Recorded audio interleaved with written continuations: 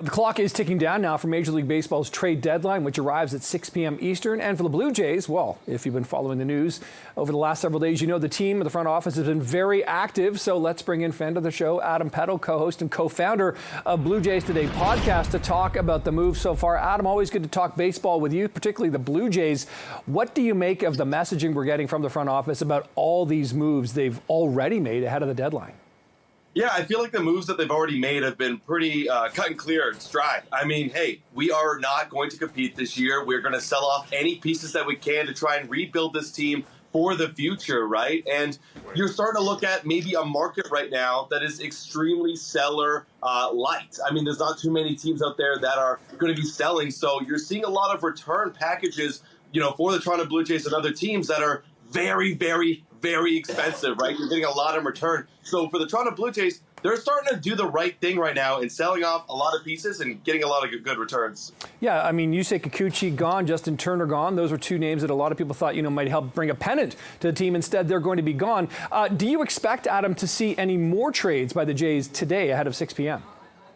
Absolutely. I mean, the easy ones right now, and this actually was just tweeted out by Ben Nicholson-Smith, the easy ones that are going to be traded away would be a Trevor Richards or a Kevin Kiermaier if the market is there. Now, very interesting two players that I want to keep an eye on is Isiah Kiner-Falefa and a Chad Green. Now, Isiah Kiner-Falefa and Chad Green are both under contracts into 2025. However, when you look at the market right now, a lot of teams would really pay up for an Isiah Kiner-Falefa, and for Chad Green, the reliever market is extremely expensive this year. So if the Blue Jays are looking for a flip on return and try to get as many prospects back as soon as possible, guys who maybe could be ready to play in 2025, 2026, then Chad Green would be the guy to look for. Yeah, that's what I wanted to ask you about, Adam, too, is, what the Jays are getting in return. Clearly, you think they're getting some pretty good value here, but how soon could we see that value producing, whether it's on the mound or at the batter's box?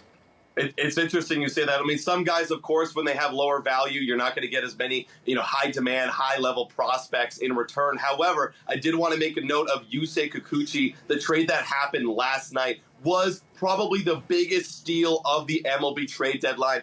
The Blue Jays, they got back Jake Bloss, who is now the Blue Jays' third-ranked prospect. And then they got Will Wagner, who is 21st ranked. And then Joey Loperfido, who's already an MLB-ready outfielder, who looks like he could play for the Blue Jays for the next 6 years. For a guy, Yusei Kikuchi, who only had maybe 11 starts left in the tank this season and then will be an unrestricted free agent, that is an unbelievable steal. So in that regards, that shows you, as a Blue Jay fan, maybe you might want to see some of your already controllable pitchers go if that's the kind of market that's out there for starters. Okay, so Adam, does that potentially secure the front office future for the Blue Jays? Because there's been a lot of criticism of either Atkins and Shapiro over the last couple of years, saying this team is so talent-laden. I mean, 2 seasons ago, you and I talked about them being World Series favorites going into the season, and here we are in late July, and we know they're not going to even be in the playoffs this year.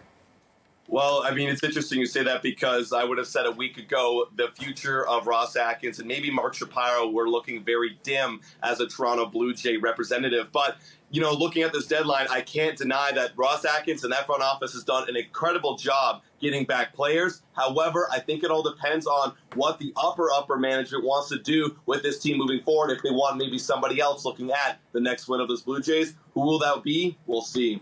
Okay, we will see indeed. Adam Peddle, co-founder of Blue Jays Today podcast. Always appreciate this. Thanks for the time this morning, Adam. Thank you.